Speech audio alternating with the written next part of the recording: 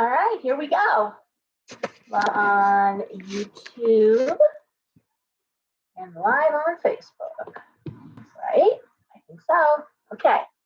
I'm actually close to being on time for once. 11 minutes late. Practically early. How are we doing, guys? Hopefully YouTube is going to run. My daughter's not going to be on her computer, so we're going to see if maybe that helps out. We'll see. I don't understand why all of a sudden I was having this problem when literally for, months now, it's been running both Facebook and YouTube quite nicely. No one's here yet. I'm not surprised. Everyone's probably shocked that I am, early, basically, as I said. So my ability to be late is legendary, and I am sorry if I say that with pride, I assure you. When we moved here, above the shop, my son, how old was he? 11, 12, 13 years old. And I'm like, think about it. It's going to be so nice. Like, if you need me, I'm right downstairs. And, we'll easy going up and down the stairs to have lunch together, maybe. Or he's like, yeah, Mom. He's like, but, he goes, you're still going to be late for work. I'm like, no, honey, I'm going to be right upstairs. I mean, Lily, walking downstairs, going to the shop. And he took me a hand. And he was like, Mom, you're still going to be late for work. I'm like, ugh. And yes, I am often late for work, for sure. I get phone calls the last minute before I'm walking out the door. One of the animals will do something stupid. Got to clean it up.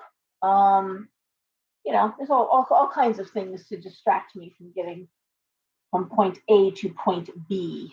My big commute here. You are crazy, bird. Anyway, let's see who's here. What's going on? Hey, Karen, how are ya?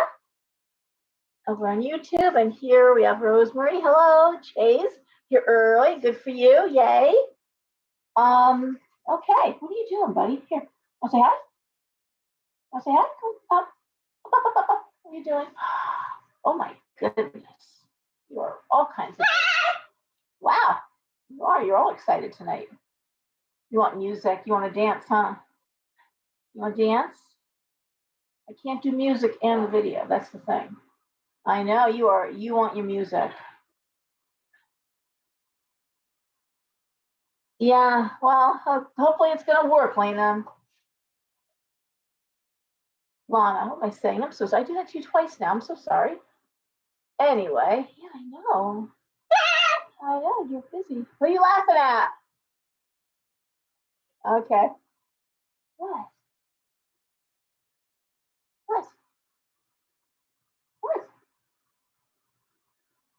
Okay. Anyway.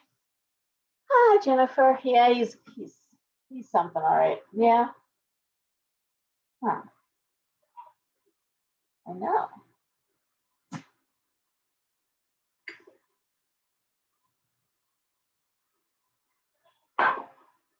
What are you thinking about? What are you thinking about? So what do you think? We're gonna get some snow here on Monday night. They say Monday into Tuesday we're gonna be getting some weather, a nor'easter. What do you think? Wow, you are just wow. What?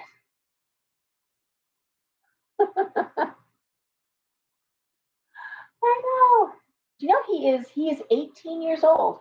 18 or 19. I just did the math on he was 7 when I got him. And I think I've told you guys he was an allergy bird. My dad had a cockatoo. He had a full size, he had a Malaccan. And I always wanted one. I've had different birds, but I've never had a cockatoo. And it was a good 6 months before I got my hand and got him to bond, as they really do bond with their owners. Hey, cat. I probably wouldn't have an owl because they require a very strict diet. I do have 2 snakes, and I already have to deal with mice as it is. I used to go to the Audubon in Fairfield all the time. They've got a lot of raptors, and they're not easy to take care of. They get sick very easy. They are wild animals. He was hand raised. He was a hand raised baby, So he bonded with his people from the time he hatched out of the egg. They literally, when you have a hand raised, you go and visit them every day while they're feeding, and you help feed them too. So they totally bond with you. And so, ouch! Don't be like that. Come on, up. You're crazy. Hey, Gail. So I don't know that I would do one thing I've found so many of them. They're my personal bird. I know witches are usually crows and ravens, but blue jays find me everywhere. I find blue jay feathers. I have had like 3 babies I have found. Some of you might remember back in the Monroe shop, I raised a robin, a baby robin that I found back when I was living in the condo in Shelton. I've raised a few baby animals. They find me too, and please don't bring me any. My God, I can't. They're around the clock here. But I had this robin, and what happened was I was coming in from work, and I see this dead, what I thought was dead baby on the asphalt, boiling hot, very hot day. I thought, oh, poor little thing, look at it, died. Must have fallen out of his nest. And as I'm looking at it, I see it heave like, fuck, it's alive. Well, then I had to take it and bring it in the house, and I literally raised it. It was barely feathered. I mean, the fact that this bird lived, his eyes were still closed. He barely had the beginnings of pin feathers. I raised another robin back in Oklahoma, and it used to come out and it would go on my shoulder, and I'd be outside hanging clothes or whatever. I was 16 living in Oklahoma, but this little one, I got it feathered out, and then the Ansonia Nature Center took it. They won't take them young, but they took them because he was feathered. I used to bring them to the store and everything, and people were like, "Oh, you got to keep them?" I'm like, no, they're wild animals. They don't, But they had another robin there that was just a little older than this robin, so they fed them together, right? And then when they released them, if you release a hand-fed animal, a wild animal, especially birds, with a companion, they have a much greater chance of survival. So, actually, my friend, who's the director over there, sent me a video when they let him loose, and it was very sweet. I had a bat a couple of years ago that I had. Hey, Jeannie, nice to see you. A therapy bird, Ruthie. I would think, love parakeets. I've had some wonderful parakeets. You're an umbrella cockatoo. I'm just trying to see what you said. African grays are wonderful. That's, I think, what happened here. They said allergy bird, but I suspect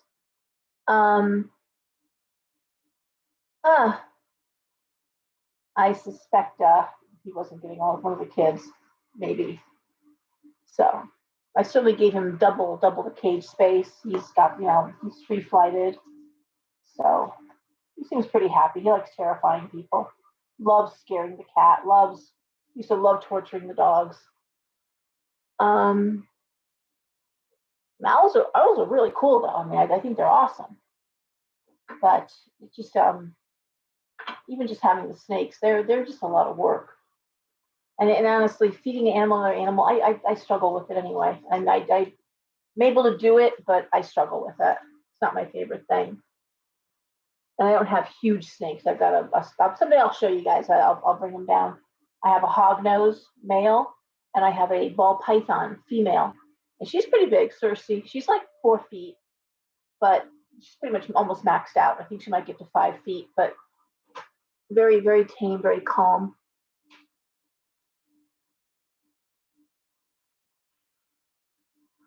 My mother was terrified of birds. A lot of people really are. What are you talking about, Rapid? No, if you're talking about feeding live, I don't feed live. I feed frozen. If that's what that means, I'm not sure but yeah, I don't feed I feed them frozen. There's a whole industry with raising mice, and I figure I'm supporting an industry. Mice live 2 years max anyway. They're killed humanely. I struggle with it, but I wouldn't feed them live. And actually, that's dangerous for the snake. What are you doing? Huh? What are you doing? Huh. But they're interesting. Oh my God, I've always wanted one. The hognose is so cute. They're little vipers. Their fangs are in the back, and unless you're allergic to, unless you're allergic, in which case any sting or bite from anything is dangerous. It's like a bee sting. If they bite you, they don't like to bite. They play dead. So they're the funniest looking snakes, and they puff up and they're like a almost like a cobra thing going on there.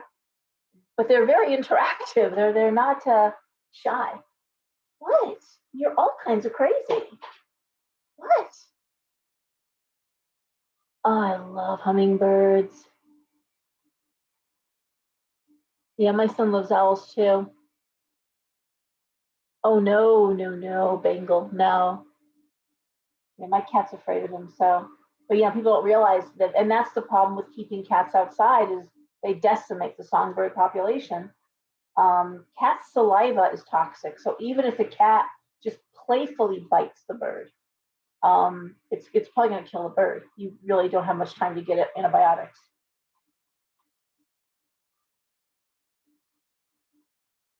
I'm sorry. I want to see what. Can you please change hands? I'm not a lefty. Oh fuck life. I don't think I said that, but I think I was talking about not feeding like rodents. So anyway, just blew dust all over me. There's feathers and dust all in like 5 minutes. If you have any kind of allergies, breathing problems, if you're and they actually if you've got a baby in the house, you really shouldn't have a cockatoo or a cockatiel. They just emit a dust that's very fine and very bad for your lungs if you have any kind of bronchitis or asthma or breathing problems, and they can actually cause problems in young children. So you probably shouldn't get one. I had parakeets I loved. I thought they were the best, and they live a very long time. My friend Deb, who comes on here often, Deb Duva, she's got Puffy, the cockatiel. I think he's like 20 years old now. Hey, Therese, how are you? Um, and they make wonderful pets, and they're hand raised and very tame. They're loud. They can be cockatiels can be really loud. They have a very shrill whistle. That's when it starts at like 4 o'clock in the morning. It's loud, you know. I think if I could get any other parrot, I would get possibly a Pioneus because they're like little furry kittens. They're just the most affectionate little birds, or an African gray. But your African gray, who was talking about the African gray, is your gray, they're usually one person owners. They don't really like everyone. Like Orlando loves my son. But is your African gray just attached to one person or is he attached to everyone in the house? You are out of your mind tonight, boy. I'm trying to think what else. I do love birds. Anyway, so what's going on other than the fact that the whole world is literally, hello? The whole world is burning right now. I keep saying that, but the news keeps getting worse. Now we've got bank failures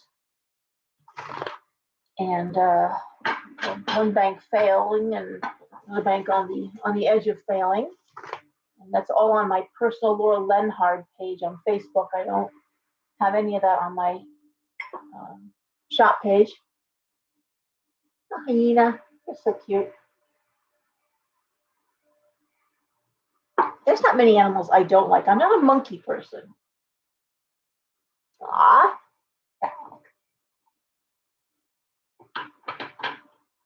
there are different kinds of parakeets. There are English budgies, and they're bigger, and then there's the regular parakeet, and they're both. I've had the little ones. Yep, I've been I I've been posting the train crashes and the fact that they're crashing with these toxic chemicals that are going into the water. The one in Ohio could prove to be another Love Canal, and and then we have these. There's one in Pennsylvania also dropped some toxic stuff, and we still haven't even talked about Fukushima. I mean, that's still ongoing. That is still dropping billions of gallons of radioactive water into the Pacific Ocean. So There's a lot, guys. It's just news keeps getting worse. Now, as they're talking about releasing the COVID information, my friend Jeannie, who is a uh, cyber securities, she just got her doctorate, I believe, and she's in the shop. She won't be there tomorrow. She did have to cancel for tomorrow, but she's my resident shaman and works with the soul retrieval there at the shop. But anyway, she was saying that that's prepping us in case we go to war. So we didn't want to call it remember the former president being criticized heavily for calling it the China virus, because we couldn't say that. And now they want to release the information. Now they're pointing out that it probably did come out of the lab. And why? Because now we want to be anti-Chinese. And I felt terrible. It's really funny. After we got off lockdown, I remember Roy and I driving around. We were going to get some Chinese food. And the Chinese food places stayed shut long after the regular restaurants opened because they had gotten death threats. People were threatening to bomb them. These were Chinese American citizens. This is where you just say, what the freak? You know, um, Acknowledging that something comes from an area, Lyme disease from Lyme, Connecticut. I mean, that doesn't mean we hate all people living in Lyme. Rocky Mountain spotted fever. Most things are named for a region or an area where they came from. I don't know. I'm just overwhelmed with it myself. And I took a day off a couple weeks ago, a week and a half ago, from posting really, and tried to not. But you can't. I can't. I responsibly can't. It's just not. Just gotta pick and choose how deep I want to go down it. So anyway, and what really bothers me, yeah, well, that Ohio crash. You're right, Ruthie. That is going to affect the whole region, and the amount of bottled water that came out of that area. It's insane. So bottled there and then sent all over the country is what I mean by that. But that Ohio River feeds a huge, huge area of the country. And I'm trying to post responsibly because I don't want to be on the attack. I'm not on the attack, but the issue of drag shows being politicized to me is the most ridiculous, and yet people are falling for it hook, line, and sinker. There's nothing political about a drag show. Nothing. There's nothing political. They're not having drag in school. That's not happening. It's not my thing, personally, not my thing. But I've never watched RuPaul's Drag Race, although I'm a big fan of him as an actor. But straight men have performed in drag as women for thousands of years. The Japanese kabuki theater was men. The Shakespearean actors, men as women. And it's performance. Whether you like it or you don't like it, it's performance. Yes, children's hour, the drag show, it's not a drag show. Drag queens reading to children in libraries. My thing again, probably not, but I've seen it. It's almost like the characters in Dr. Seuss. It's not the overtly sexy drag. It's the big goofy, crazy wig and covered up and exaggerated school marm, exaggerated, But again, no one has to take their kids. It's not something that's mandatory. And so, and the people that are going say it's very entertaining and the kids seem to enjoy it. It's not grooming. That's not grooming. No more than Milton Berle was grooming back in the day. Bugs Bunny was not grooming when he dressed up as a sexy bunny, and he was, Elmer Fudd was all over him, right? But that wasn't grooming. This isn't either, but what it is a distraction. It's a huge distraction as we look at our country who is apparently preparing for war. And anyone that's got a son of age, and that's 17 to 25, is not paying attention, not good. And one thing that I caught, I think it was like 4 or 5 months ago, the Biden administration made an announcement that, hear this out, hear the words, that regardless of how you currently identify, all individuals born biological male must register for the draft at age 18. And not a peep was heard. Not a peep. My boys are registered, and I'll be damned if I want them dying for Ukrainian, gas and for this bullshit. I really, no.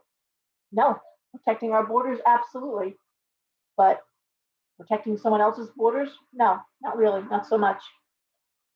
And we didn't belong there. And I don't know how much you guys know about Ukraine. I'm sure my people are so smart. But we upset. We changed that government back, in 2014. And Putin asked the question, why am I looking at American tanks? Why am I looking at my southern border?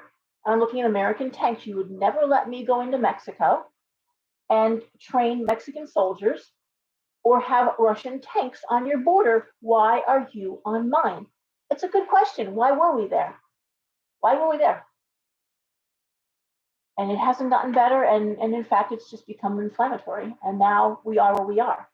Why do we have to do it? Why do we butt our nose into things that aren't any of our business? All that money isn't needed in this country? Come on. Anyway, hello, Anna Maria. How are you?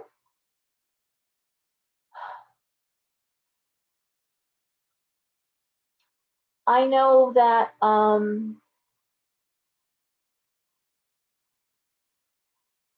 don't know. I mean, we can all hope it doesn't get to that. We certainly have reservists, but how unfair even there for the reservists? No one thinks it's going to get to that. That's the thing. No one ever believes it's going to get to that. America was sick of war after World War I, and yet we still sent our troops into World War II. We were sick of war after Korea, and yet we still sent our boys off to Vietnam. We all sent off the people who start the wars. Their sons don't go. It's our sons that go. Our sons die for this country, not politicians. They never see action. So I am, and if people were upset about the ideas of, under the previous administration, the idea of marriage equality, or which by the way never happened. No one ever made that illegal. Abortion laws, all of that. Well, under this administration, I'm righteously angry at the idea of war and my son and my sons being involved in that. So I'm fearful of that. And I'm not sure anymore. I have to research that, but I don't know that if it's the one son thing, because I don't know. I don't think the American people are going to tolerate it. I don't. I think at this point, but if the banks close, if it's all done, it's like a perfect storm where you have no access to your money. Now, hello, that's what preceded World War II, right? The Great Depression. I mean, if you look at the history just repeats itself, as we know.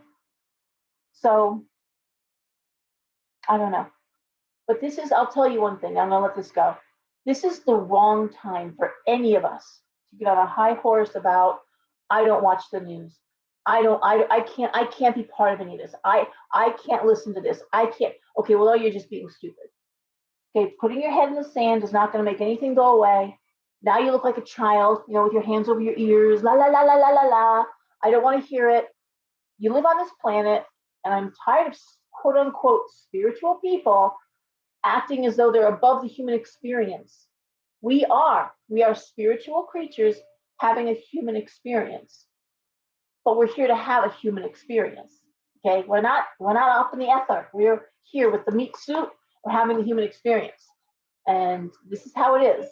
So to pretend that you're above it all, or somehow this idea that we're just going to evolve and it's not going to be, the revolution is going to be an ascension and we're all going to be, you sound like a Jehovah's Witness, okay, talking about how the world's going to be destroyed and recreated, and then the chosen ones get to live on this perfect idealistic paradise reborn. Come on. I mean, stop already. It's not like that. You're not going to be able to kumbaya your way out of this one.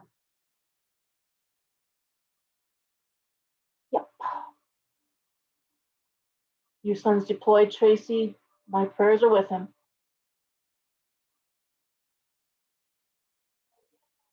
Yeah.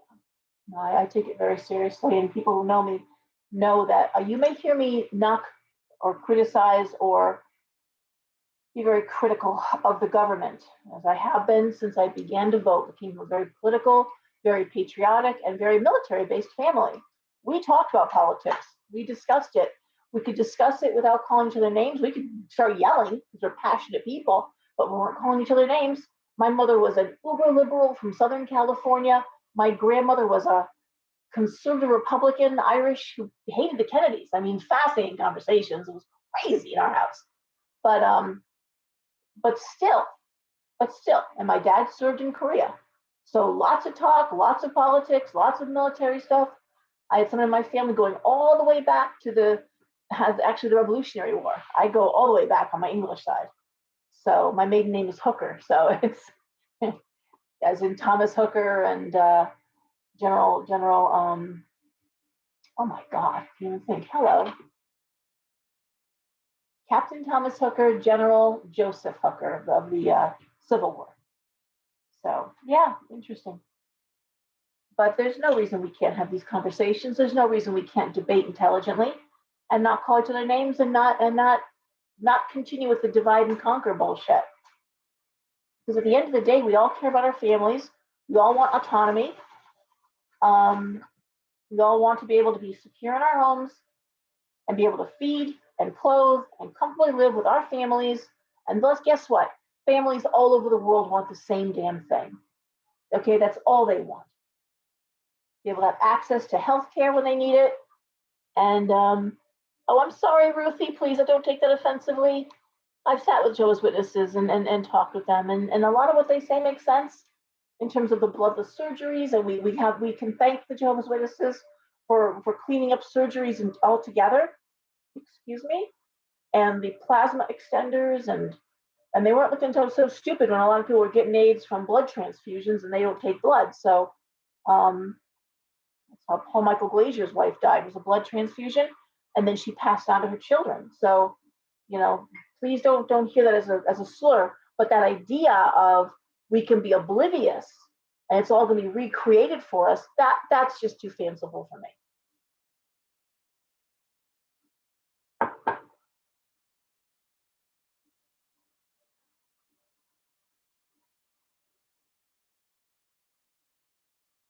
Yep, Jeannie. No, you're right. And I took a break.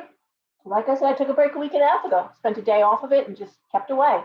Because you can actually consume so much. I find that if I just watch the BBC and just check in periodically, like I'll check in 3 or 4 times a day. It's changing that fast. But I just pull up the BBC. I've got the app on my phone, and I just go down the videos, see what's making news. It's global. It's not just U.S. news, so it's through a broader filter. And then if there's something that catches my eye, I do some Google searching on it, and try to get to the bottom of it. What's real, what's not real. So that's my thing. I think TV Al Jazeera for news or for the BBC. Those are the 2 sources. And not that they're perfect, not that they're not also flawed, but that's where I go, and that's what I do. Okay. It's amazing because I started these videos 3 years ago and vehemently saying I will never discuss politics. We're not going to talk politics. 3 years later, more than 3 years later, but it's impossible to talk about the energy of the time, what's affecting people, why the sleeplessness, why are people, without talking about what's really going on in the world. You can't do one or the other. That's more of the oblivious. We're going to ignore this awful thing that's going on and just focus here. And you can't. That's that horrible toxic positivity that they talk about. And it is pretending that things are great when they're not great is ridiculous. And I have had 2 very good friends. She had a reading yesterday. Another very good friend of mine who belonged to a group that she had to leave because it was, if you were anxious or if you were feeling depressed or if you were feeling any kind of, then you were not working the program right. And by the program, it wasn't like a 12-step. It was, this idea of manifestation, new agey stuff, your vision board. Are you doing your vision board? Are you working your vision board? Well, the vision boards and fucking heaven ain't gonna fix this shit. I'm sorry. You go ahead and you cut out pictures of utopia. I ain't gonna make it happen. Sorry. Maybe it might make you feel happy in your bubble, but we don't live in bubbles, guys. And if 23andMe and all the DNA says we are more connected than ever, we're all connected. The collective consciousness, that was Carl Jung who coined that. And even the great scientists, my God, so many of them. Well, Einstein, of course, felt that science and spirituality couldn't exist without each other. Why can't I remember his name? The scientist in the wheelchair. After lifelong being an atheist, had said at the end that he believed that reincarnation could very well make perfect sense because energy can't be destroyed. Whatever animates us, whatever makes us who we are, an animated individual, has to go somewhere when this body fails. And he felt that reincarnation could be an explanation for what that is. Oh my goodness, everyone. Hawkins, thank you. I don't know why, I can't remember his name.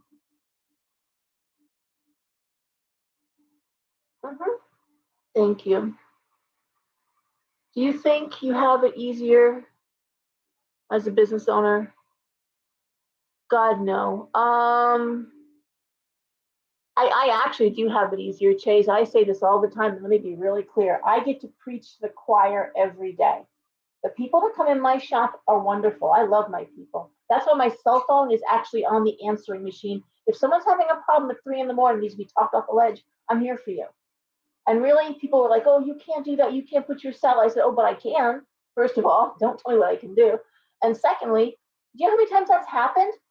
Try 4 in 16 years of business. And I'm grateful to be the one that someone called when they were literally at that horrible point or needed help or advice. And no one's ever taken advantage of my cell phone being on the answering machine at work. But I preach to the choir. People that come in my store are there because they want to be better people. They want to raise energy. They're looking for tools and mechanisms and ideas, or just want to talk to people that aren't looking like they're crazy. They're like, oh, it's so nice to have a conversation. My family thinks I'm crazy. My wife won't let me bring this in the house. Yes, it happens to men too. You know, they get all excited and they read a book or they see something and they watch it. And like it just opens everything up. You know, men are born with these gifts too. And I have a very dear man that comes to my store. He is retired and he is Sicilian. His wife and he married very young. He was an electrician all his life. And he said, you know, when I was a kid, I would hear voices, hear things. I never put anything down. I would know things before they happened. But all of a sudden, he was tired and it just opened up. I know things. I hear things. I see things.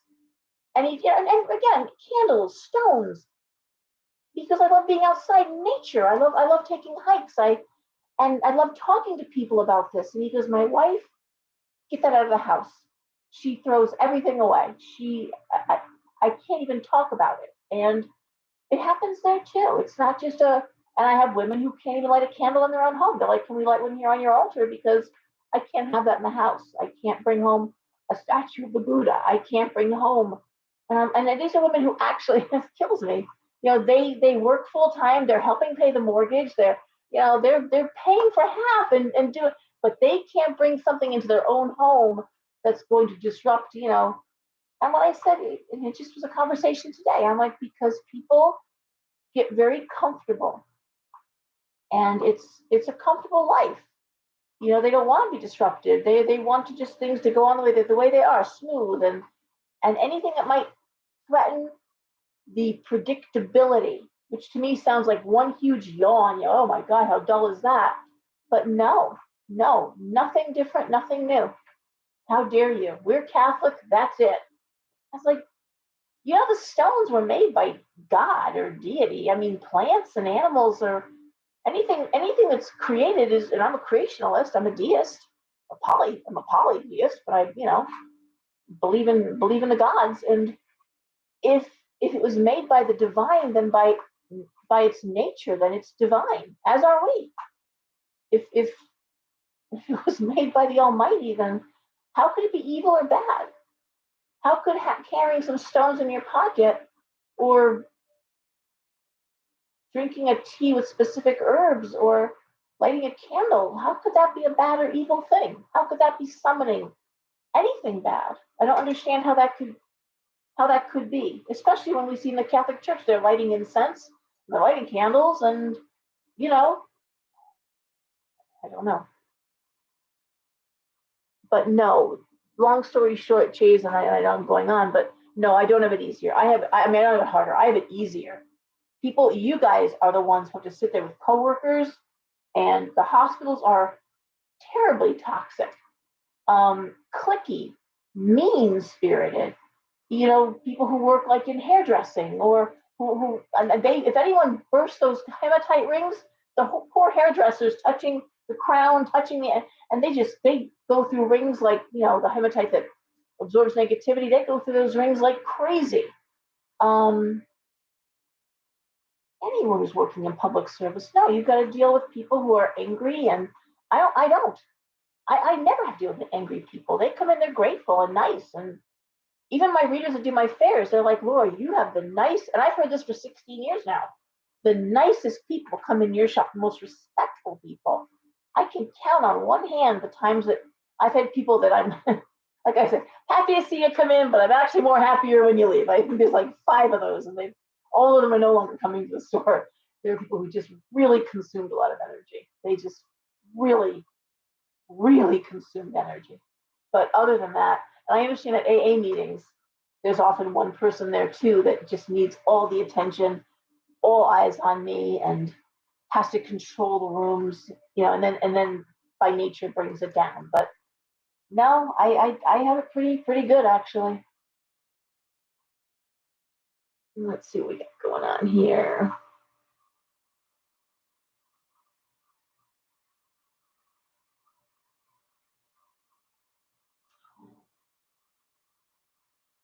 Okay. Thanks, Kim. We're gonna start with Aries. I think we should start reading too, since YouTube's doing such a nice job of. All right.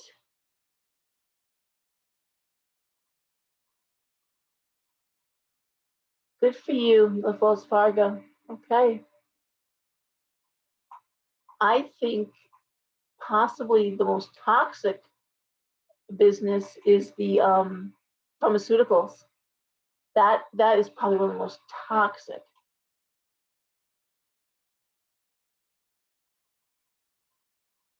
Yeah. I this is my 4th business. So, you know, Talisman is my 4th. I had a house cleaning business. I had a secretarial services business. I had a garden design and landscape and freelance garden writing business. And then I worked for Story Publications and some other. I wrote for a few other publications, and now the retail shop, which I never in a million years thought I had a retail store. Believe me. So here I am, 16 years later.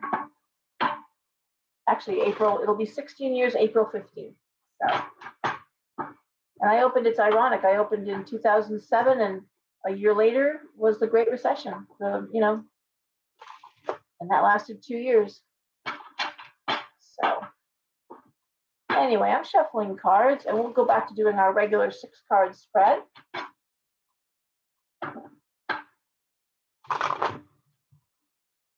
Yeah, I know people who work for pharmaceutical industries, and they left.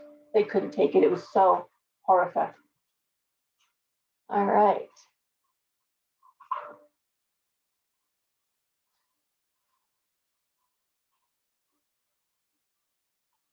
Thank you, guys.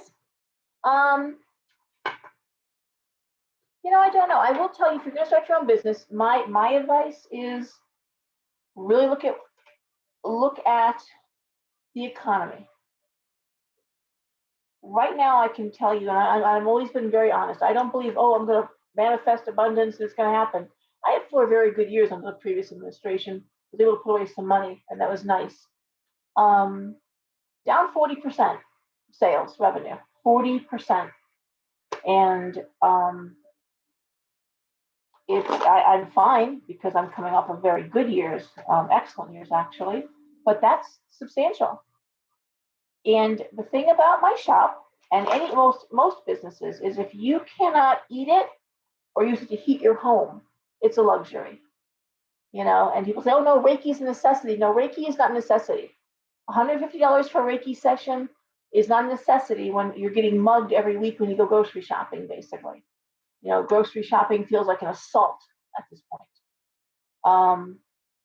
Spending more and more money, leaving with less and less bags. I also encourage somebody to keep their full-time job and go weekends and evenings with your part-time and launch it as a part-time business. I've helped a few people too.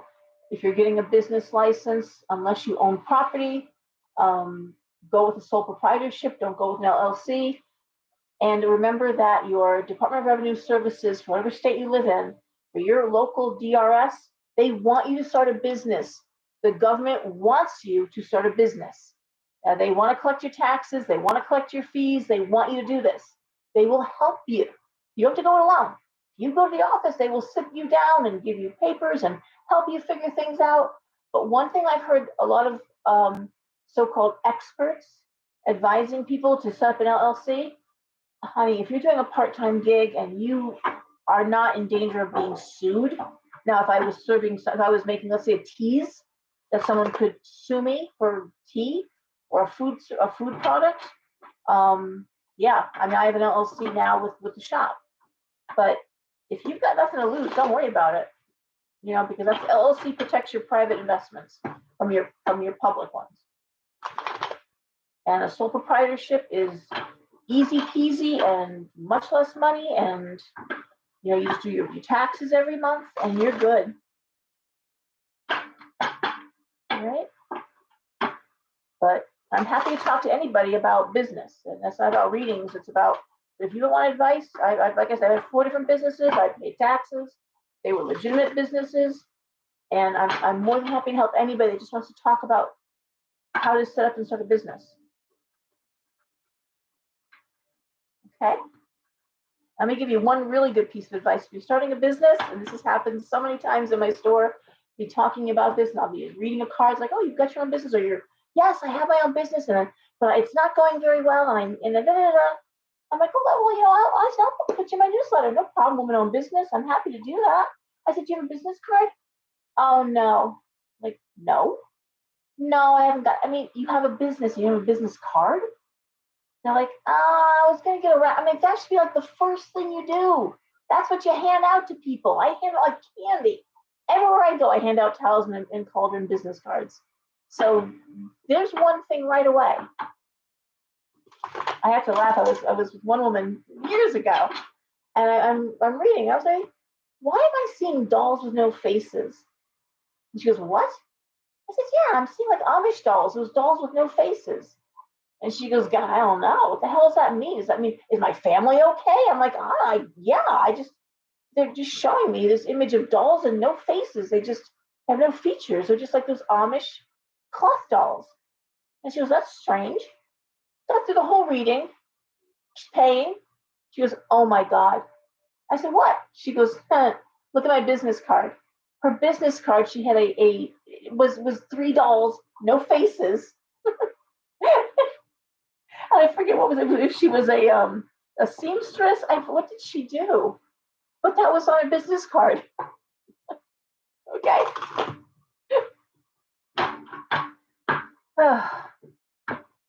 That can be, the readings can be frustrating for that kind of thing. It's like, I don't know why I'm seeing it. But I had one, and I'll talk generically. I'm not trying to, but I had one last week, and I said, I'm not a big curse person. People know this about me. I really, that's like my very last go-to, that someone is putting bad energy or doing something magically or putting something on someone. I'm not saying it never happens, but it's my last thing I go to. But in this reading, I'm like, wow. I said, it's like somebody really hates you. I said, there's this female, an older woman, very manipulative and vindictive. Did you, your mother-in-law? She goes, no, they're both dead. She goes, but I have not worked in a year and nothing's working out for me. I've been very, I'm like, yeah. I said, this is female. I said, yeah, I'd say daughter-in-law, did you hurt someone's feelings? This looks like an older woman. She goes, no, everything is good. There's nobody. I'm like, wow. I said, well, aunt or old friend, is there somebody that could be that angry with you that they would wish bad things for you? She goes, no, absolutely not. And I'm like, you're a lovely person. You got lovely energy. She really, really does. And she goes, but it's just been very hard and everything's been going right and haven't worked. And I'm, oh, okay. I said, listen, I said, this isn't going anywhere. So what I want to do is I want to read you next week, but I'd like you to take a salt bath. I'd like you to take a salt bath. I told her how to do it. A spiritual bath is different than a regular bath. I said, take a salt bath and we'll talk again, a week from now. And I'm not charging you for this. It's okay. But it's an impasse. It's not going anywhere. But before she left off, she said, oh, I said, but I gotta ask you really quickly, what was your last job? She goes, oh, I was a caregiver. I'm like, oh. I said, okay. She goes, yeah, I worked for this older woman. She was 94. She was so nasty. I'm like, oh.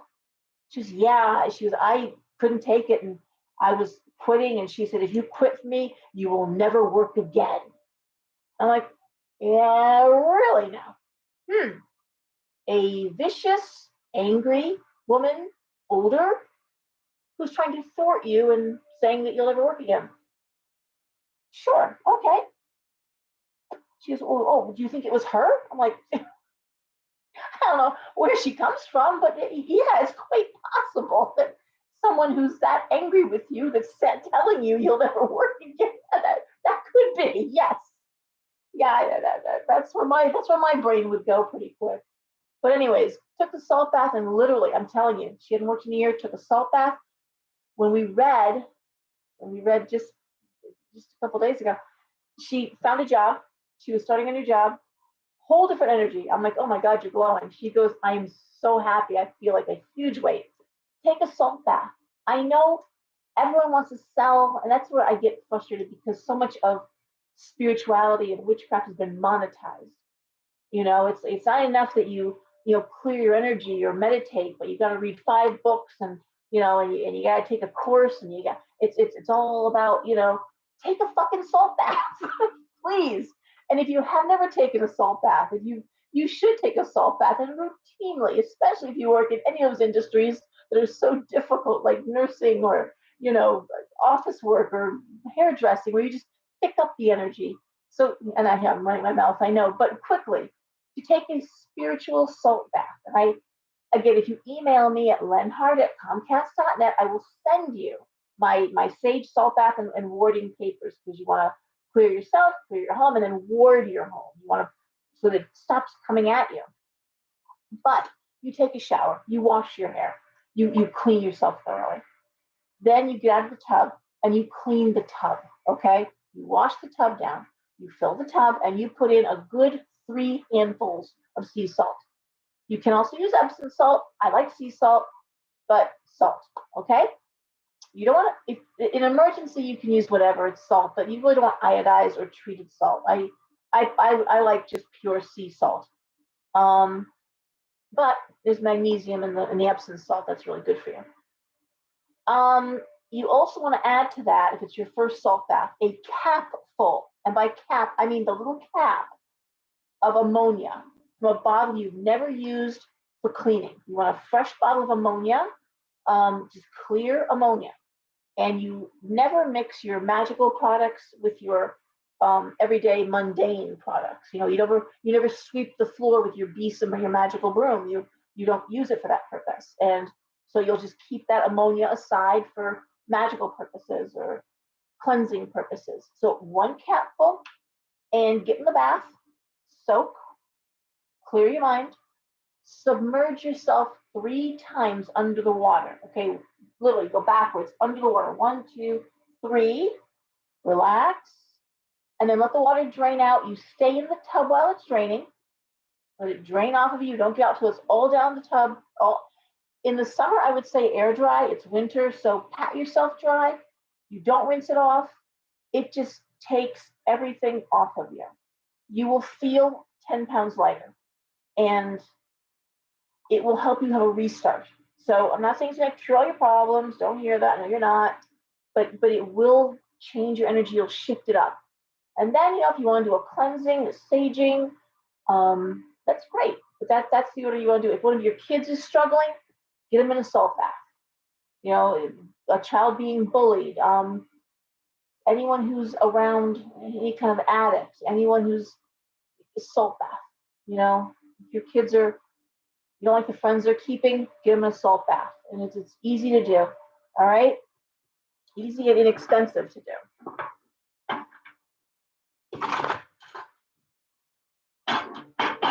And I stay in my lane, but I do take a grim view and a dim view of people who.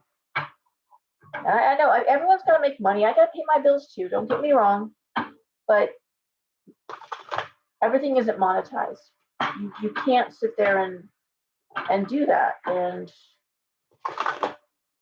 every good reader I know does pro bono work or sliding fee or whatever too. I think mediumship, which usually costs more, it's also more draining. So I don't. Anyways, people can charge what they want to charge. That's none of my business. But some of it really is all about monetizing. So, and it's funny because when people have come at me, and they haven't for a very long time because I don't tolerate it. But I did hear it in the beginning. Well, you do these $5 readings. You're not honoring your gift. And I'm like, what? If you're not honoring the gift, it's like you can't do Reiki unless you charge $150. Not honoring the gift. And I'm like, how much did you pay for your gifts? Out of curiosity. Well, it's not about the money. I'm like, you're right. It's not about the money. Exactly. How much did you charge? How much did the angels charge you? What did your spirits guides charge you every time you had to check in with your guides or another download came through? What did they take out of your debit card? Huh? What did they charge you?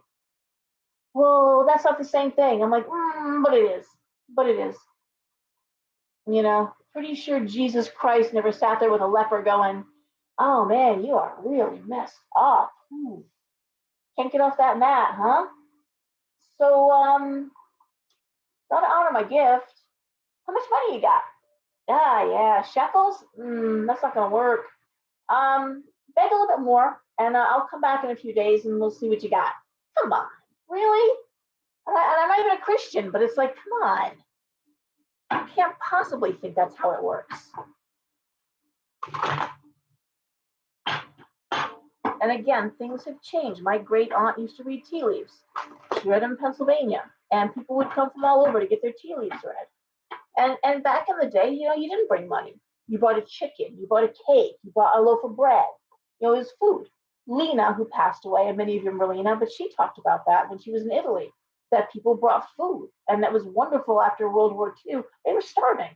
So, but things have changed, and now if it's cash, it's money, okay. But trust me, every time I say to somebody, listen, you don't have a job, this is not the time to pay for this. It's okay, give me when you get a job. Somebody comes in and, once, twice the reading, or, that's not enough, and hands me a 50. Trust me, it always comes back around to you. If you're doing good work, it'll always come back around. Oh, I'm just talking and talking. Good for you.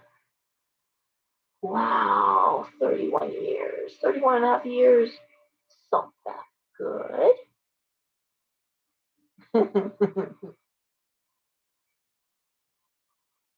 I'm looking right in the ring light, which is why it's hard for me to read. Yep. Shoes are ridiculous. Oh, the veterinary field is horrible. Horrible. I read a lot of vet techs. Yeah. Yep. Aw. Okay. Florida water is good. You know, it depends on the tradition you're working with. For some people, Florida water can bring spirits in, so they're washing down their mirror with Florida water. Mirrors are a portal anyway. A lot of times that just lets them move through the mirrors better. But many people, I've seen them like they cleanse with their hands and then they just kind of brush it over their crown, and they cleanse themselves with Florida water. I like it. I like bowls of Florida water put out, especially near my statue of Yamaya. I like having it out. Um, but it is really a traditional kind of thing. If it works in your tradition, in the Celtic tradition, there's no Florida water. You know, we don't do might do salt and water, but we don't do Florida water. So it never really meant anything to me. Although I certainly like it, and again, a deity appropriate. You give gifts to deity that they want, not what you want to give them. Goodness. Would you say mugwort is better for cleansing or banishing bad energy? I don't use mugwort for any of that. Mugwort I use, I make mugwort tea. I let it cool off. I rinse any of my scrying tools with that, my crystal balls, my black mirrors, and you can drink mugwort tea. You use a lot of milk, use a lot of sugar or honey. It's very bitter, but it actually enhances your psychic abilities. And if they say, I've never tested this, guys, because I got enough, there's enough going on up here. I don't need to have anything else. But if you drink mugwort tea on the dark moon, that's the night before of the new moon, is the dark moon, you will have apocalyptic dreams. So, but it is said to bring on visions, dreams, and prophecies. So that's what I use mugwort for. But I do know some people burn it. But even burning it, I've sold mugwort smudge sticks. But again, they're usually smudged before you're going to do any kind of seance work or, psychic work.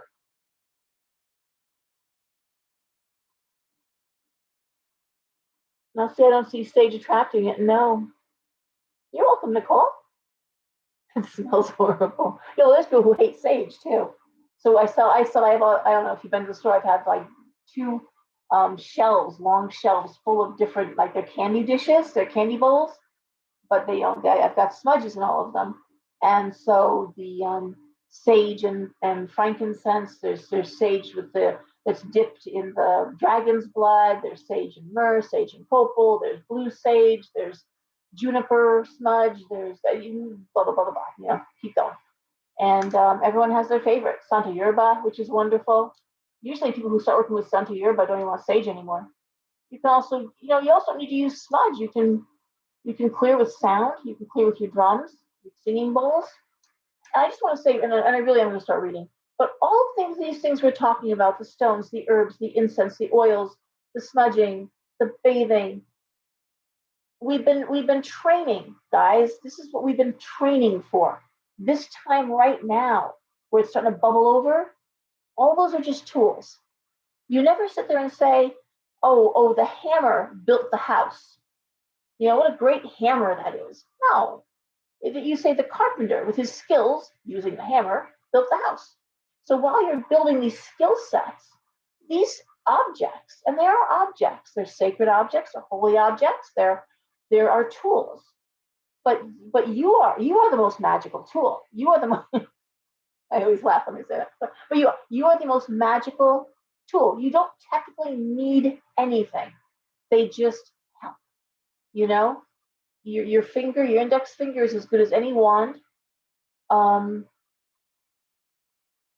You can protect yourself. I just find wearing a pentacle or protection oil or a stone enhances.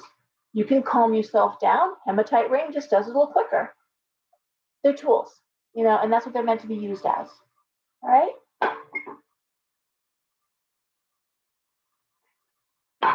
Okay. I am going to read cards. We are going to start with Aries. I'm going to look at the comments one more time. Paulo, yeah. Yep. I want to read that comment, and it's right in the light. Haven't come every time. Oh, thank you. Okay. So we're going to start with Aries. And for anyone who's new, and I'm babbling on here, it's a 6-card spread. 1, 2, 3, 4, 5, 6. Top card is the situation. The next 2 cards are what are directly impacting the situation. And the last 3 cards, bottom of the triangle, are potential outcomes. These are short-term readings, they're not long-term readings. They may not affect you directly. I'm not trying to make the reading fit the situation, but you may find that it's a situation that maybe one of your kids is dealing with, or your husband's dealing with. It may be something that's been plaguing you. Very often in private readings, I'll throw cards and they're like, oh my God, what you're describing is exactly what my husband and I were just talking about this earlier today. So it may relate in that way. It may be your best friend going through it. You deliver a message back to her. Okay? So here we go, and we're going to start with Aries.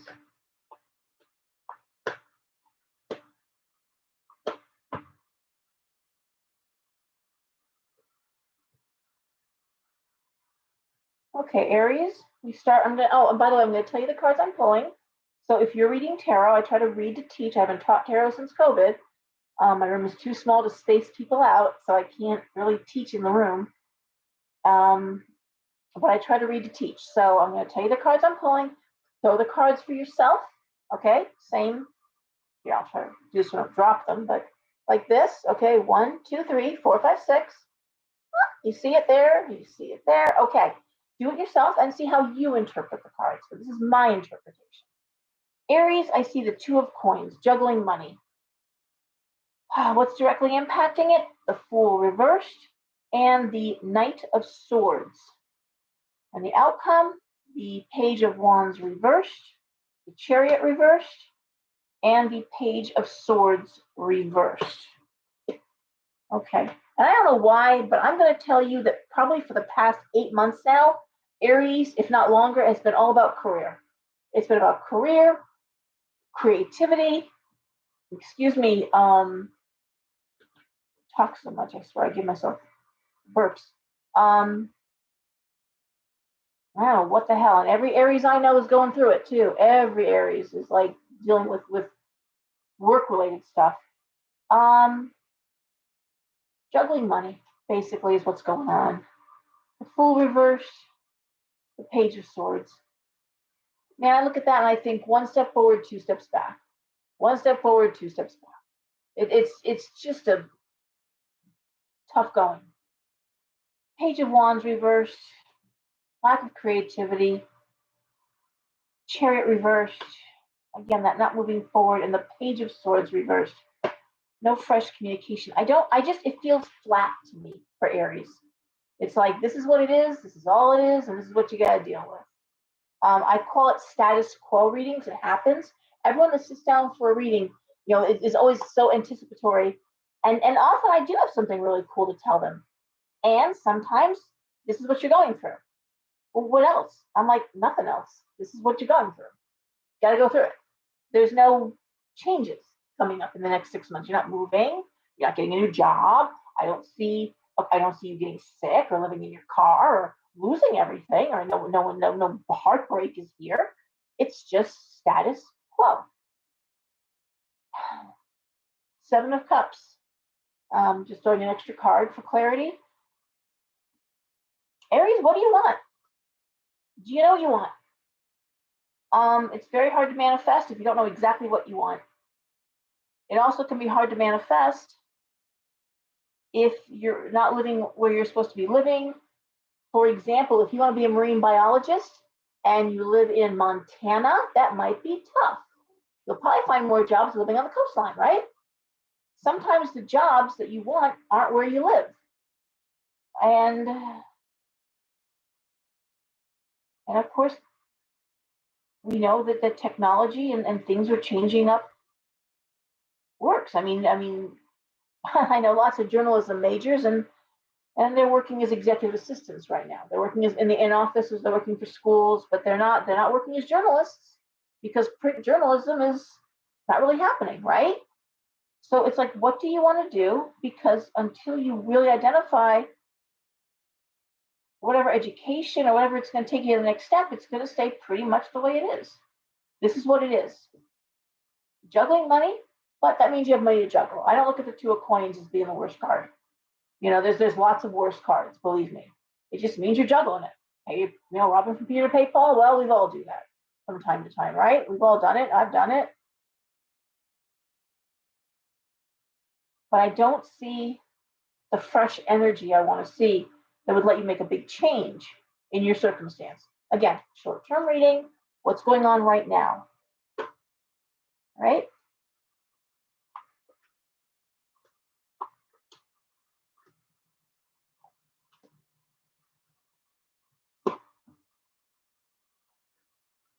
Okay, Taurus. Hey, Dawn, how are you? I'm looking at YouTube, doing good. Okay, Taurus. We have the Nine of Wands, the Two of Wands, and the Ace of Cups, the Four of Coins, the Queen of Swords, and the Ten of Swords. Interesting. Okay, so looking at these cards, we start with the Nine of Wands, which is really a great card. Nine of Wands is new creative opportunities, looking to advancement, looking to promotion. I love the Two of Wands. That's usually something that falls in your lap, opportunity that just basically falls out of the sky. That phone call out of the blue. Hey, are you looking? Because we're hiring. Or, could you join our team? Or, hey, they're, put an application on. I'll put in a good word for you. They're looking for somebody at my job. That kind of thing. And the Ace of Cups, which is a wonderful card for loving what you're doing, and that's wonderful. In sharp juxtaposition to Aries, which it maybe isn't loving what they're doing. They're just working to get that paycheck going, right? The Four of Coins, the Queen of Swords, and the Ten of Swords. So here we have an absolute contradiction in terms of outcome. There you are, happy, living your best life. And I want to say you may be partnered with somebody who's having the opposite experience of you. Things are going good. And here I'm looking at someone who, how else can I make money? Can't say what I'm doing. And where I'm looking at Taurus really having a wonderful emotional, and Taurus is very tactile. Taurus is, of all the signs, they love good food. They love beautiful fabrics. They love a couch that you can sink into. They're very tactile. They're always touching things, soft, delicious smells and fine wines or delicious foods. You want to make a Taurus happy. That's what you do. You put something wonderful on TV, get the wonderful soft blankets, get a fire going, make delicious food and sit there. And that is a Taurus's dream. And not every, but most. Okay. And now I'm looking at this almost like paired up with someone who can't get out of their way. Really can't see the forest for the trees. Just very unhappy.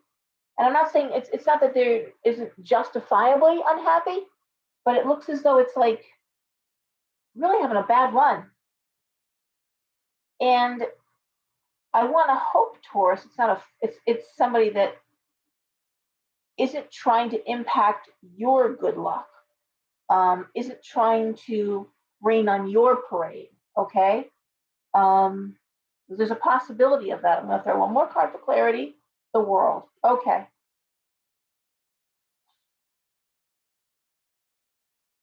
I want to say it's somebody in close proximity.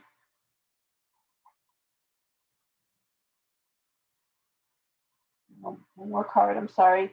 Eight of Wands. You know what? Focus on you. There is a chance that this person, that you could help them get out of their situation. Either work. Here's the thing. I don't feel that this is a person that's a natural pessimist, someone that you don't want around you. I feel like it's just somebody who really is going through a lot of just bad luck. And how else can I make? We're working trapped in a situation, so to speak. You may have the opportunity to sit there and give them good advice.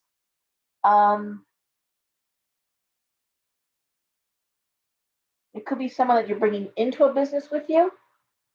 It'll be okay. Like I think they'll appreciate the help.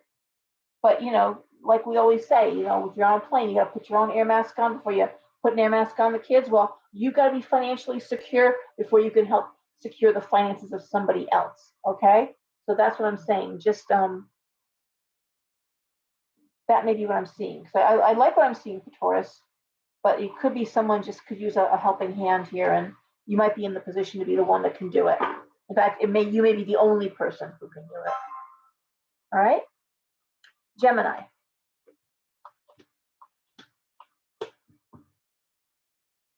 Right, Gemini. Okay. Well, the Six of Wands, the Knight of Coins, the Four of Wands reversed, the Magician, the Six of Coins, and the Ace of Wands reversed. Oh boy.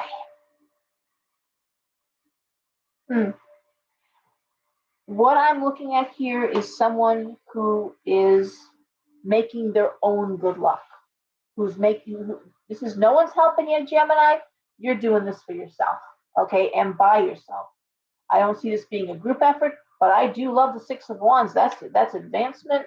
That's a wonderful card for advancing creatively.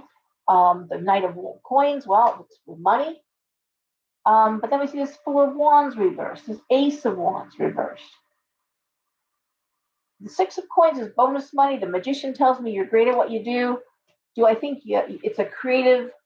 No, I don't. I think you might be a really big success in a field that you're not necessarily loving. I think you might be doing extremely well, growing a business that maybe you've lost your passion for.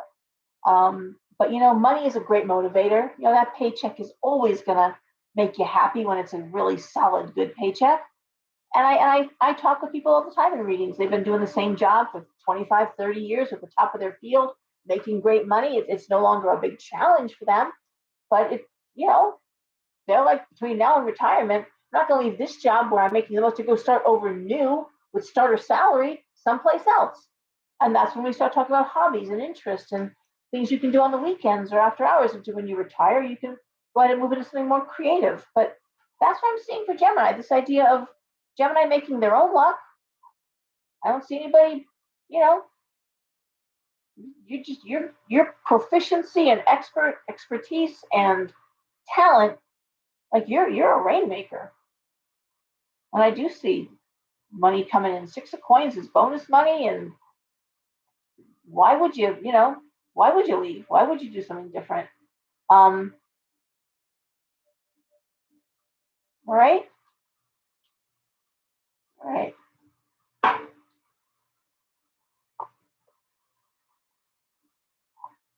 Okay. Go ahead, Pamela. That's not a bad way to be. That's not a bad situation. You're bored at work. There's things you can do to make life more interesting. And you know what? Make yourself more interesting. Go get a haircut. Go change your style. Go see a show. Go travel. Take a trip.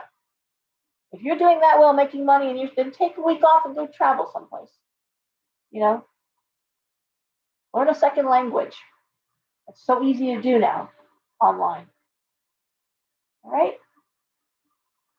All right. Cancer.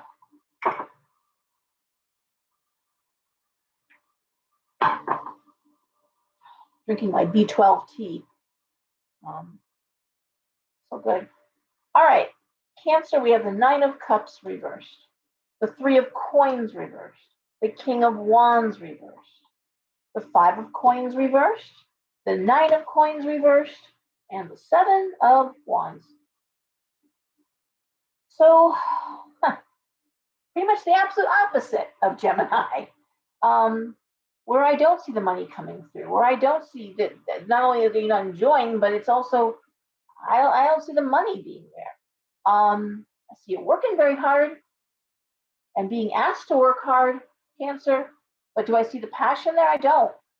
I also don't see the money there. You're there basically, the Five of Coins reversed tells me you're there for the paycheck.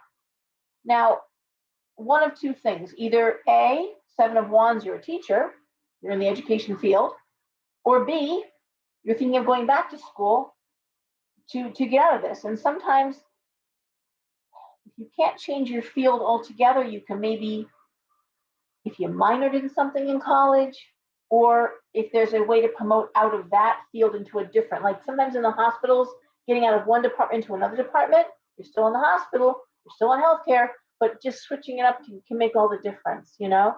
And that usually requires some sort of education. Oh, Ruthie, okay. Okay, I'm just looking at some of the comments. Sometimes after Facebook posts, I can't easily get back in the comments too. So that's why I do that. That's why I stop and I look at the comments, guys, because I can't just scroll through them easily. I tried every single way to do it, and it's weird. I can't, you know. But that's what I'm going to say for Cancer. It's this idea of this isn't what I wanted. This isn't how I planned on it to be. Nine of Cups reversed. Three of Coins reversed. Five of Coins reversed is again working for the paycheck, working just to pay the bills. Nine of Coins reversed. Now I don't see any. It's going to require some sort of education. Oh, sometimes if you're a teacher, changing the grade you're teaching. Sometimes you can change the school in the school district. That can make a difference. All right. This is one of those things where, again, I'm going to say that this is a theme so far. We're only on 4 signs, but sometimes the changes aren't going to fall out of the sky. The changes, you're going to make the changes. You have to decide what you want to do different and how you're going to approach it. But a lot of people forget about their minors. I don't know why, but they major in one thing and then they minor in something else. I'm like, okay, what about that minor? Can we work with that a little bit? You know, if you're in your late 20s, early 30s, especially, that's a good time to make a change if you have that minor. Be able to work with that a little bit. All right.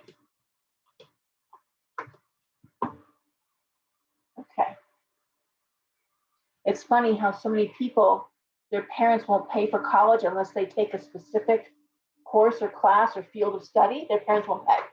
But what they do is they'll minor in something they really have a passion for, and they forget because they were so fixated on the fact that they had to become a doctor. Or and I will tell you, yes, even people who go to medical get very disenchanted with Western medicine, but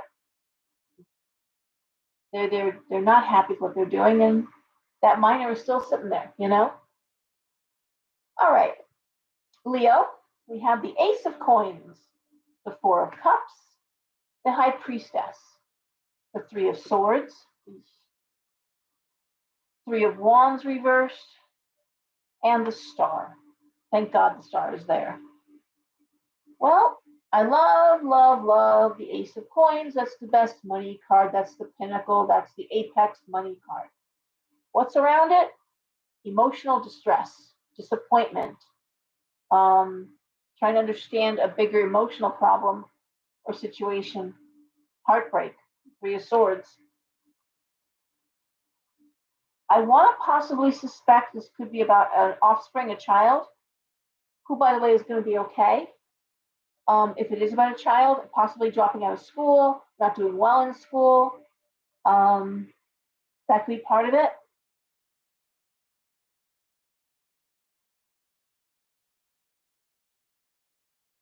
Leo, and it's not just it's heartbreaking though. Whatever's going on is not not a happy thing. It's not financial. What did I do? What did I do wrong? Why didn't I? And the High Priestess makes me think, why didn't I see this coming? Why didn't I know? You know, and anyone who's had a kid that was cutting or God forbid, suicidal, or you don't always see the signs. And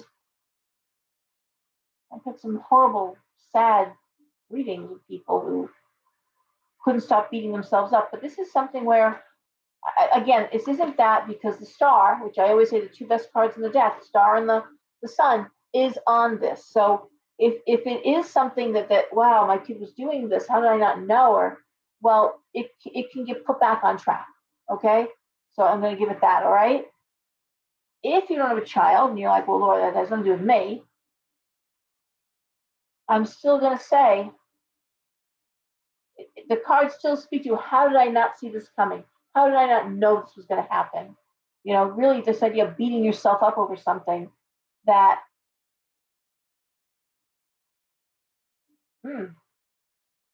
it's like someone had something right under your nose, doing something right under your nose that you didn't, either too busy, I don't want to say too busy, but again, whatever it is, stop beating yourself up and recognize the fact that, it can be fixed. Okay? And Virgo.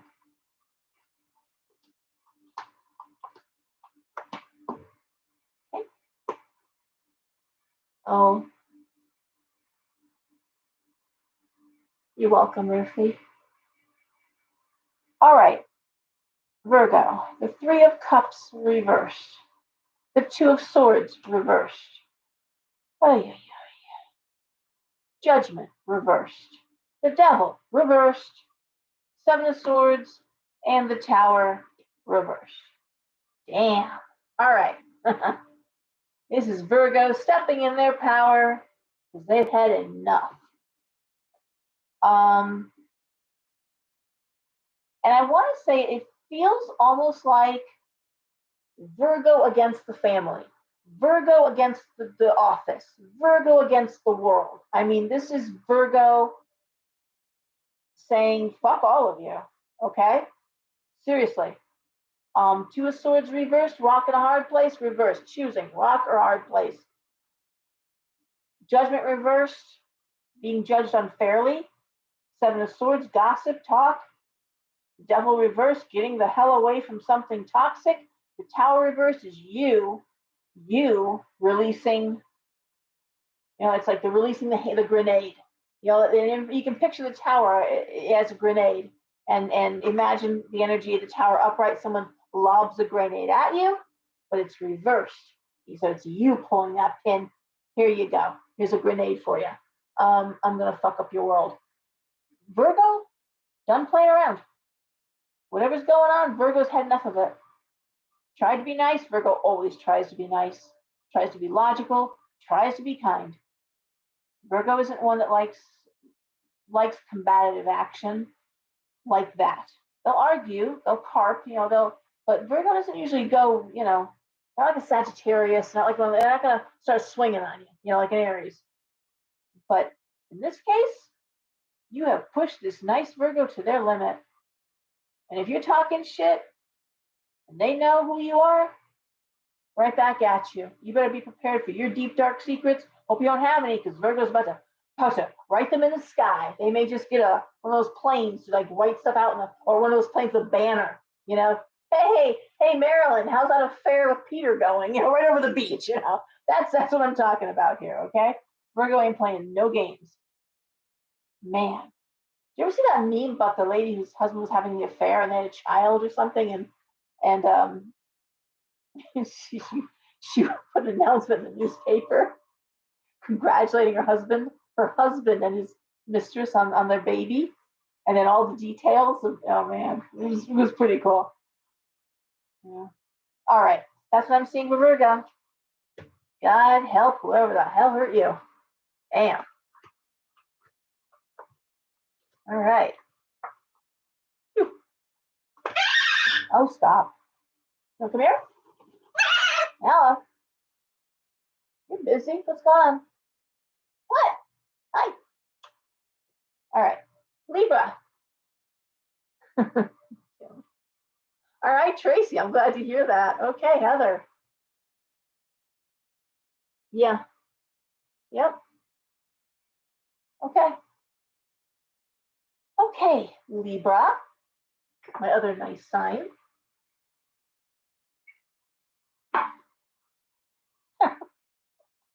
I feel like I am playing poker sometimes. I'm looking at my hand. I'm like, oof. Okay. Death reversed. The Page of Cups reversed. The Nine of Swords reversed. The Queen of Wands reversed.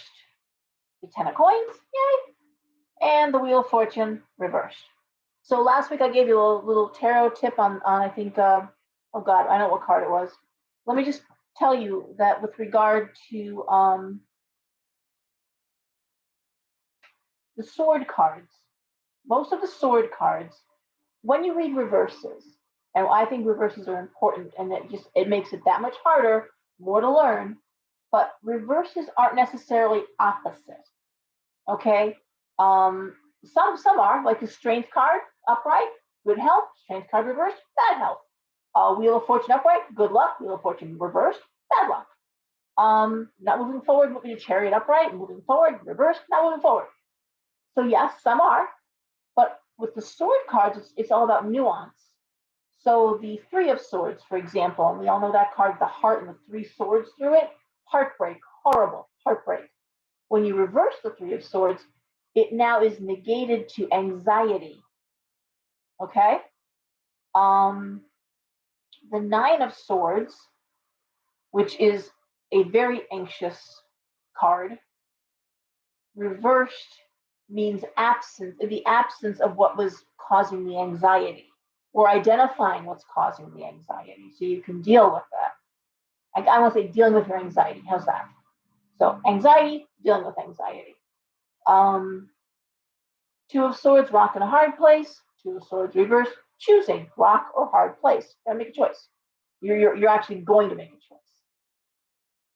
So how does this shape up for Libra? Okay, Death reverse is Libra, just like the Tower reverse is, again, you're bringing the chaos, you're throwing the grenade. Death reverse, you're putting it into something, Libra. Page of Cups reversed.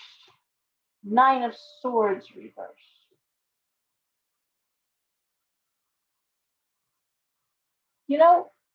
This really isn't terrible. I look at these cards as Libra. First of all, Libra and Taurus have one thing in common. Well, they're both ruled by Venus. That's their ruling planet, Venus. And they love home. Libra and Taurus, 99% of the time, love home. They are home-centric. Taurus loves the comfort.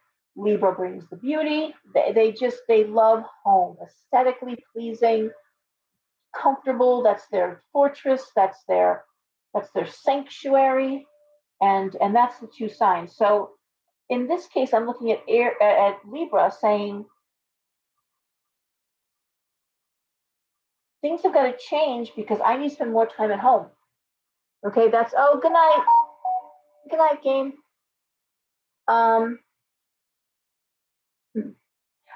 I want to say Libra is saying something's got to end, and I'm looking at this a workaholic, this idea of I want to enjoy home. I want to enjoy, again, sanctuary, peace of mind, being, and possibly even like if you've got children, I want to spend more time with my kids. So what has to end? And I think just making I don't think you're going to be able to. Yeah, I did do Gemini. I'm working up, so I'm on Libra right now. So with Libra, I'm going to say it's this idea of what has to end, what do I have to change so I could be home, enjoying my home, and it's about slowing down. Queen of Wands reverse, that workaholic kind of constantly moving, constantly going. No. This idea of slowing down. In this case, the Wheel of Fortune reverse is letting work take a back seat, finding a way to. I heard someone say about the idea of going with a 4-day work week. You work more hours, but you have one more day off. Finding a way. I'm not saying Libra's looking to reconfigure their life basically, but work versus home. And I want to say work has really taken a front seat and needs to take a back seat. Hello, what are you doing up there? All right, that's Libra. Scorpio. Good deal, Chase. Nice. Nothing awful there. I'm not sure you can do it in a day, but the idea that I'm going to start making changes to switch it up a little bit. Make so I can be home more. And I will say again, for Libra, it looks like home is very secure. It's that lovely, this is where I want to be. All right, Scorpio. King of Swords reversed. Five of Cups reversed. Ace of Swords, Six of Cups reversed, Four of Swords reversed, Knight of Cups.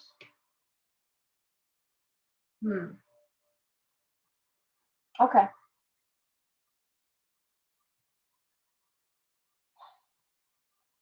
The first thing that just looking at these cards, the first thing I see for Scorpio is father-son dynamic. Probably a very gentle, very, very sweet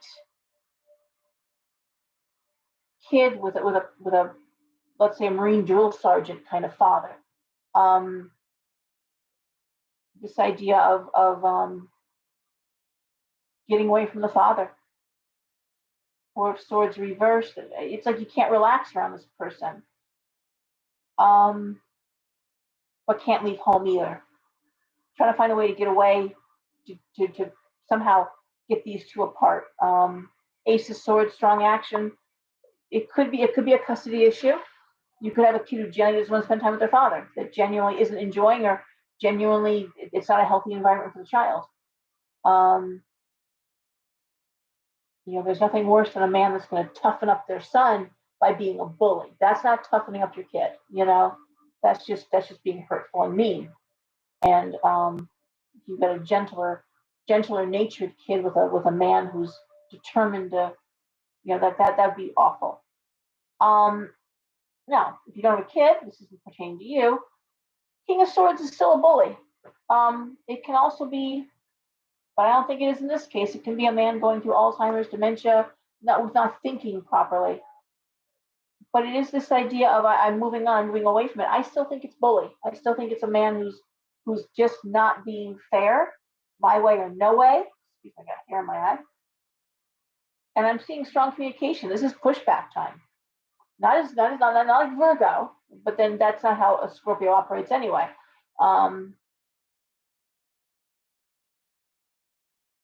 This idea of removing, it still feels like a young person. I'm sorry. There's no relaxing around this person. There's no respite. She's someone who just never stops. Now, could it be a work environment thing? Yeah, it could be, but it's a lot of emotion here for it to be work. But it is about pushing back, and somehow, if it's a young person you're trying to protect, it is finding a way to how do I keep distance here? Okay, I'm gonna throw one more card just for clarity. Ten of Cups, yeah. Now, Ten of Cups is emotional happiness under the roof, and it could very well be, and is a young person who doesn't want to spend time with someone who is not very nice, and finding a way to somehow work around that. All right, all right. That's what I got. I don't like it. That's what I got. You're okay, Janice. I'm sorry. Okay. It's very hard because the law forces. Shoot, I know women who were forced to bring their kids to jail, bring the kids to prison because the fathers, incarcerated fathers and mothers, have a right to see their kids. It's insane. So, well, if anyone could figure it out, it's a Scorpio. Believe me, if anyone could find their way around the system or around it, it's going to be a Scorpio. All right, Sagittarius. Strength reversed. The Lovers reversed. The Moon. The Emperor reversed. The Hangman. And Justice reversed. All right, I love that.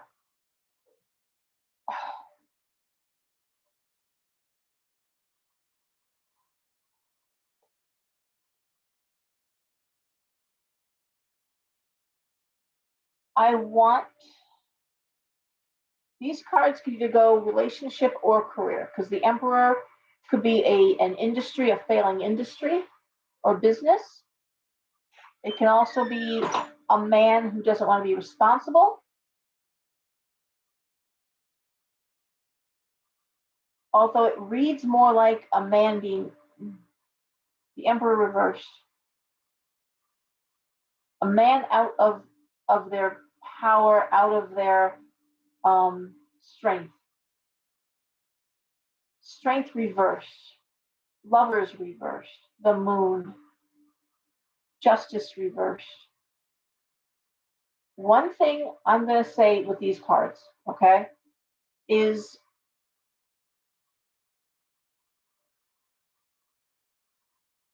it could speak to standing by someone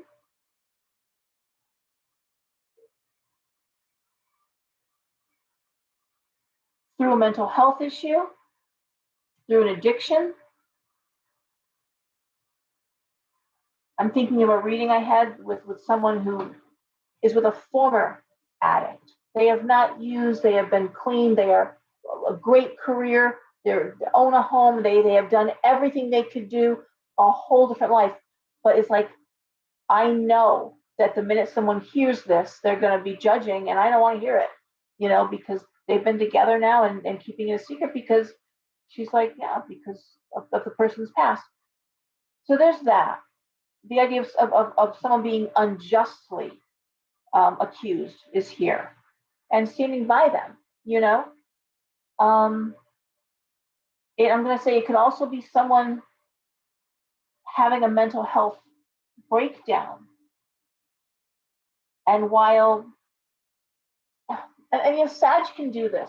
Sagittarius is the one that could do this. Could be supportive without immersing themselves into it as well. Sit there and say, I can be your friend, I can be your support.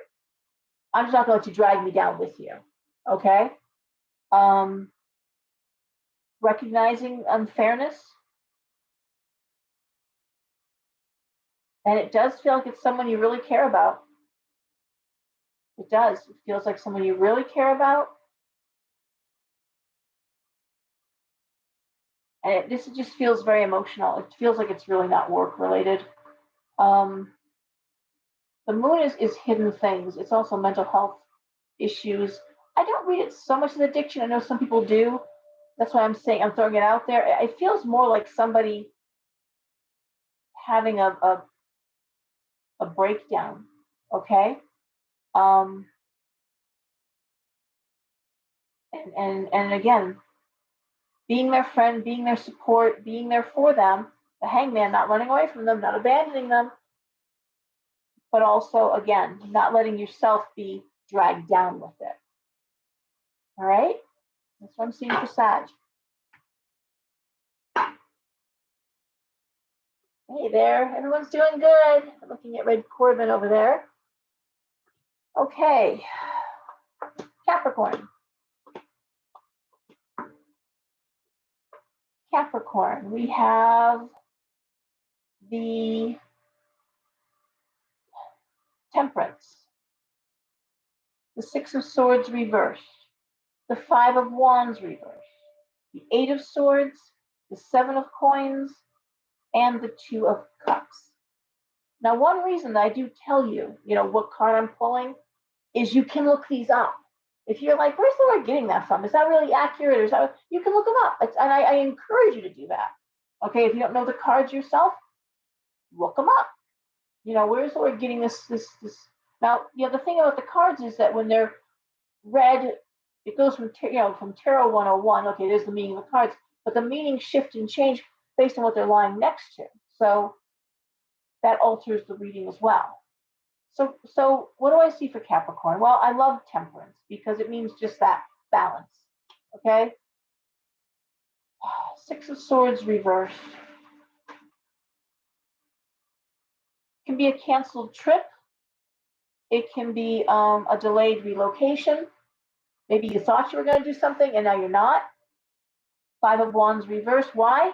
It feels like it's something that was talked about, hashed about, debated, debate. Okay, no more. When I see the Five of Wands reversed, we're not going to do that, or we're going to put a pin in it because and I see that's yeah. Sometimes when it comes to retirement, you'll have a husband and a wife, and the husband wants to go north and the wife wants to go south, and they go back and forth, and then finally we're not talking about it anymore. It'll actually be in the reading because we are so on polar ends and we love each other. We want each other to be happy. but we're just going to put a pin in it for now and let some time pass and we'll figure it out, right? Just step off that train. You're not going to argue anymore. We're done talking. I think part of the issue is the money to do what you want to do isn't there. Seven of coins and the Eight of Swords reversed. There's a sense of what you really want to do. The money isn't there, but I do love the Two of Cups. That's a friendship that becomes a romance. It's being best friends. It's so how do I put this together? You know, it's just what I just said. It's like back and forth, back and forth. Somebody has to give. I mean, you can't live in Vermont and Florida simultaneously. And the money, I think, like you might say, oh, we'll have a house there and a house there. Well, not everybody can do that, guys. Not everybody can have two houses, you know, not everyone can maintain two homes. It feels like the money to do what you really want to do, go where you really want to go, isn't there. And so it's sort of like resigning yourself for peace of mind and for just, again, balance. Okay, this is how it's going to be for now, you know, while I figure out Seven of Coins, how to make more money, how to make the money flow a little differently, to be with, maybe be with whom I want or to have the life I want. Okay, just it's a reconfiguration, you know. Yeah, just you know, Capricorn is very planful, and it feels like we had all these plans, and then something happens, you know. And I have a lot of people who planned on retiring at 70, and now they're working till 74. They can't get their benefits till they're 74 or 68. And they weren't planning on that. This extra 6 years, extra 4 years, but they won't be able to retire with their full benefits, and they need their full benefits. So, you know, change of plans. Can't move as fast as I thought. Can't move, you know, and do what I want. And 4 years when you're 68, 69, 70, 4 years is a long time, especially if you were planning on making that move and making that lifestyle change. And again, just like not everybody can have two homes, not everyone can sit there and say, okay, well, I won't have full benefits. You know, in your 70s, you probably need your full benefits. So I'm not a big fan of this whole, oh, just do it, just jump in, it'll be okay. No, it may not be, guys. Oh, the universe will provide. Yeah, maybe a bed and a shelter. You know, yeah. Don't be so quick to do that. Tell people just do it. Just leave your husband. Okay, you got 3 kids under 5. Maybe not right now. He's not abusing you. Let's talk about how you can leave with better security and in a better place. Universe will provide. Yeah, sure. Okay. Aquarius. We're almost done, guys. The Empress reversed. The Page of Coins reversed. The Eight of Coins. The King of Cups. The Hierophant reversed. And the Five of Swords. Okay. So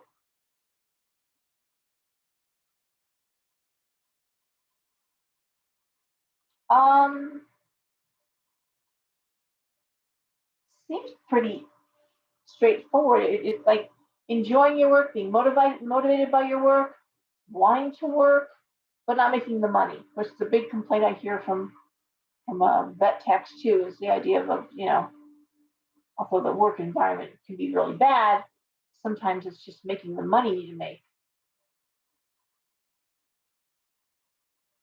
It does feel like it might be affecting an older, you might have a mother that's still working or an older person that's still working who might be, still enjoys it, but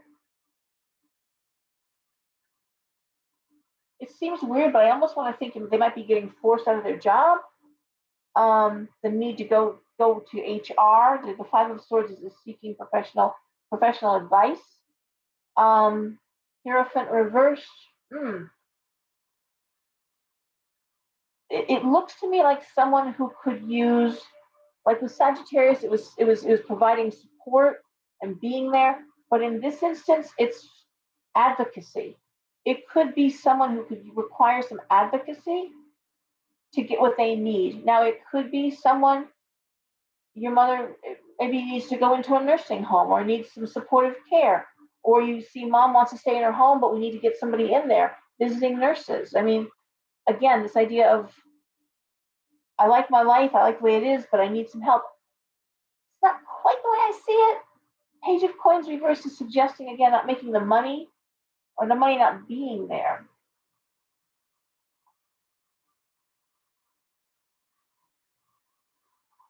It could, again, the desire to, no, I take it back. It's not. King of Cups, I like that. This is really about,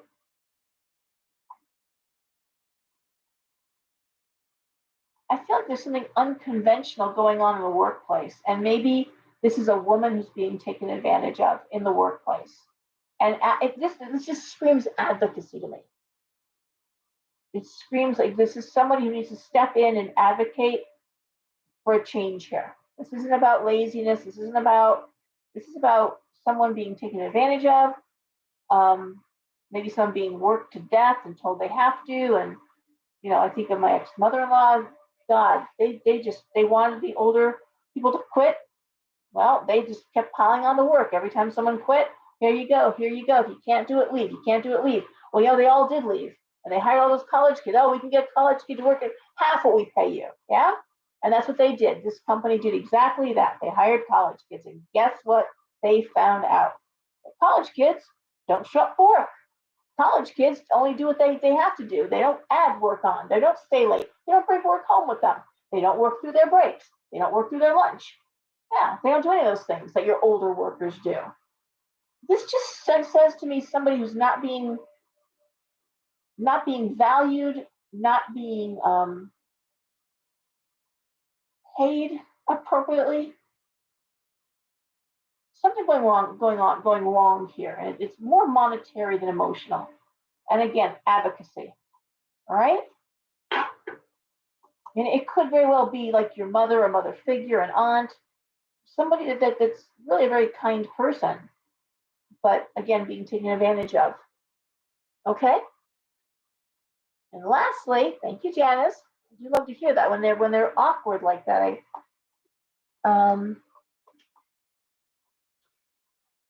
So if I was doing a private reading, I would say, is your mother working someplace? She really likes what she does, but they're taking advantage of her. They're working her extra hours. They're not paying her what they pay the other people. And oh yes, my mom. Okay, good. And then just asking, just yes or no, so that I know I'm on the right track. And then see what I pull up, from there. So reading them like this without, I'm basically talking to a screen. I appreciate your comments very much because it keeps it animated, keeps it going. But yeah, that is what's missing in terms of trying to figure these cards out. I'm reading the cards very flat because I'm not sitting next to somebody who's saying absolutely that's exactly what's going on. Okay, let's talk about that. Let's throw some cards. Let's look at that person. Let's look at that situation. Pisces. Here we are at the end.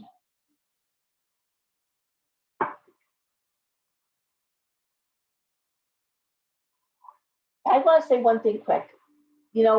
As I said, in the beginning, 3+ years ago, when I started doing these, I said no politics. I won't discuss it. I have found it impossible to talk about what's going on, current world situation as it impacts us energetically, and not talk about it. And I am disgusted. I am angry. I'm not gonna lie. Of course I am. Like I said, I got boys. I got kids. I got I'm like everybody else. I got a family to think about. And my own plans. But I do want to say if someone doesn't like that, I do try very hard to have it be, okay, here's the talk, and then here's the readings. If someone says, I don't like that, please forward through it. Just go right to the readings and don't listen to it. I really don't mind that you don't do that, and I encourage you to do that. All right? Pisces, here we go.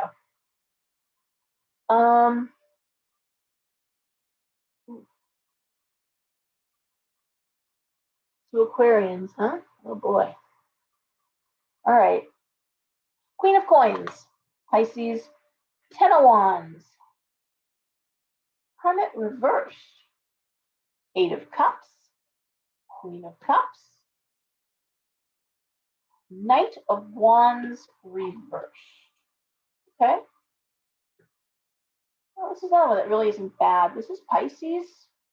I love Pisces as Queen of Coins. I love Pisces as Queen of Cups. Queen of Cups is a classic Pisces card. The good mother, the good friend, the emotional person. But then people don't understand that Pisces can be excellent business people. Pisces can have a real head for business. If they turn their intuition the right way and their charts are right, they are good at business. Especially if it's something that has to do with the mystical or, I know it's funny, but a lot of things, even financial stuff, has to do with, oh dear God, Scorpio. It has to do with a lot of financial people are very superstitious. I read some Wall Street people and very superstitious people. So, and then there's with finance, there's an aspect of intuition. Any career that requires intuition, HR. Sometimes you get a feeling about somebody that you're going to hire, and you're like, I know they look good on paper, but nah, that's Pisces stuff. All right, so here we go. So we have the Queen of Coins, we have the 10 of Wands, and we have the Hermit reversed. And this tells me Pisces, financially speaking, under a lot of pressure and going inward. Just like, okay, this I got to figure this out for myself.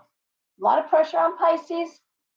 Can't have a lot of input right now. A lot of times, especially the water signs, you muddy the water. Everyone wants to give advice. And I don't understand folks who post up on Facebook, social media, these cryptic little posts, going through a bad time, don't want to talk about it. Well, then don't post it, because everyone in the comment section is, exactly that. This is Pisces, like, I'll figure it out by myself. Okay? 8 of Cups, Queen of Cups, Knight of Wands reversed. So one thing this could be, is a child leaving for college. There could be some anxiety, pressure, being left alone. That last kid leaving the nest. 8 of Cups looks like they're leaving home and going a distance maybe, and wondering if they're ready. The Knight of Wands reversed. Are they ready to do this? Are they mature enough to do this? Not every kid's ready for college at 18. Not every kid's ready to leave home at 18. And yeah, this is Pisces both on their financial and their maternal, their nurture. Okay, and even Pisces men do tend to be very nurturing, unless they have the shadow side of Pisces, which is selfish and manipulative. That's shadow Pisces, the clinging vine. I'm going to say this is Pisces at their best, under the gun, under the pressure.